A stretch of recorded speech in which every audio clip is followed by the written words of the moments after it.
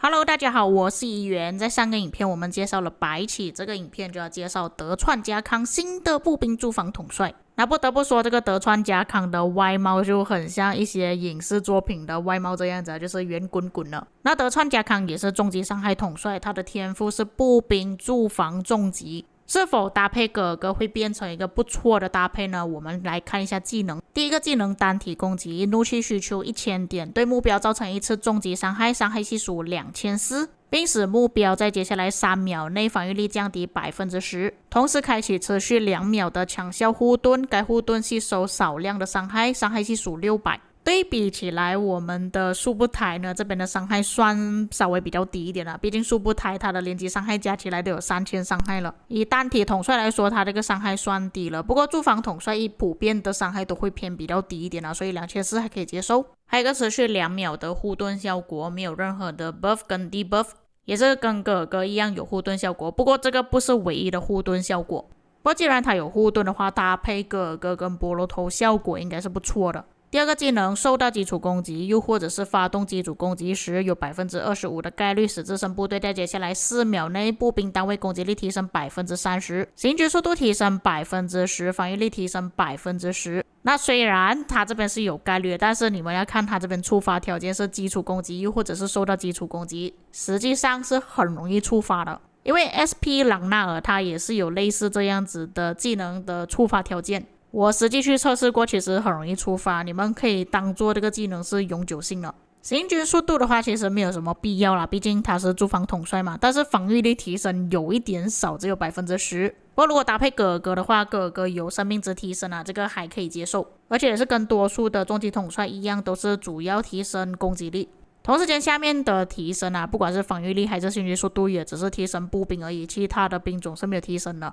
不过驻防统帅其实用不到行军速度啦。那么这个技能只是基础提升，也没有什么东西好讲的。接下来到第3个技能，担任驻防统帅时造成所有伤害提升10%。OK， 这个算不错。担任驻防统帅时，每次造成重击伤害时，有25%的概率净化自身一个减速、中毒、虚弱或者是其他普通减益效果。若该减益效果有乘数，则转而使其乘数减少1层，使自身部队获得1层冬照效果。在接下来10秒内，步兵单位生命值提升5%。该效果可以叠加上限4层，且每次叠层会刷新持续时间，就是说生命值会提升到20%。不过这边的技能描述可能会造成一些玩家误会啊，它不是要触发25%的净化效果之后才会有这个叠层冬照效果，它是只要你打出重击伤害之后就会有这个效果。那重击伤害不管是主将还是副将都可能会触发，如果你是搭配哥哥的情况下，所以要触发的条件还蛮简单的，只是它要叠层需要一点时间啊。那我是已经看过德川家康的技能，他后面的技能是有概率可以再次触发重击伤害，哥哥的技能也是，所以如果运气好的情况下，在第一次cycle的时候应该都可以叠满到20%的生命值提升了。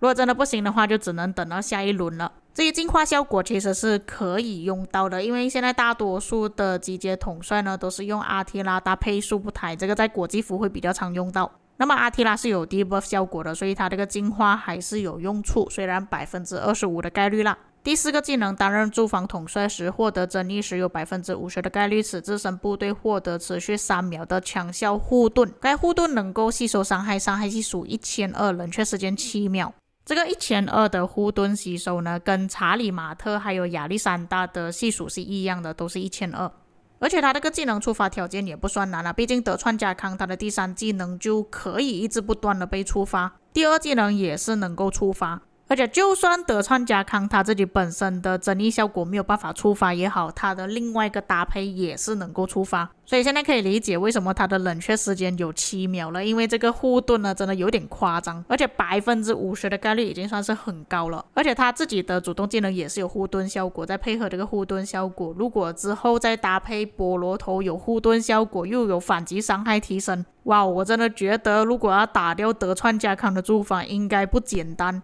当然这个是用混兵的情况下，如果是用纯步兵的话应该会更难打下来，搭配哥哥一起使用，难道说之后德川家康出现可以改变现在步兵驻防的窘境吗？最后觉醒技能，基础攻击或反击时有 15% 的概率，拥有护盾时概率为 30%。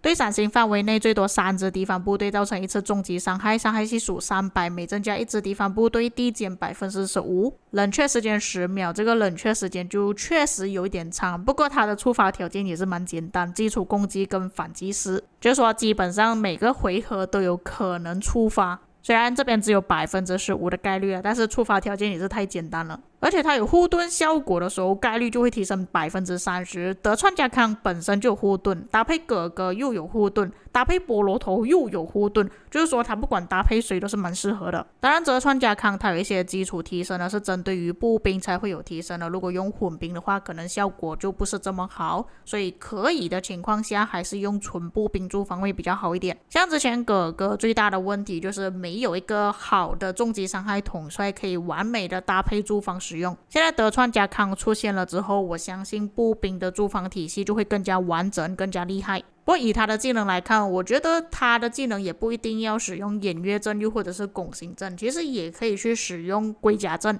使用出来的效果应该也是蛮不错的。那德川家康最夸张的还是他的护盾效果，我觉得如果之后用德川家康搭配哥哥去驻防关卡的话，应该是打不下来了。不过旗帜跟要塞的话，这个就有点不太确定了。至于德川家康能不能够野战使用呢？那他有2个技能是绑定在驻防，再加上他是单体统帅，所以用于野战的话，我个人是不太推荐的。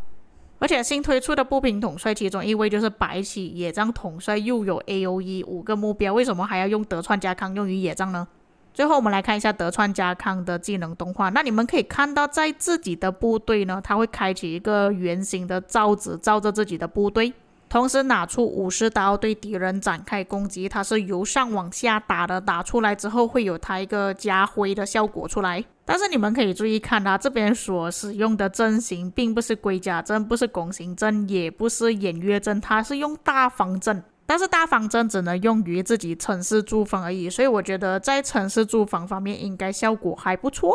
毕竟策划他们都使用这个阵型，我觉得他们有做过城市方面的一些测试，所以如果之后有打算要去培养德川家康的话，可能你们可以使用一下这个阵型。像我前面所说的，可能搭配菠萝头出来的效果还不错也说不定。那以上就是德川家康的技能介绍了，至于各位在看了之后有什么感想呢？你们觉得德川家康出现之后会不会改变现在的驻防状况？还有就是会不会影响到奥西里斯联赛之后的驻防跟集结？如果有哪些地方说错的话，也可以在评论区帮我补充。以上就是本期内容，我们下个影片再见。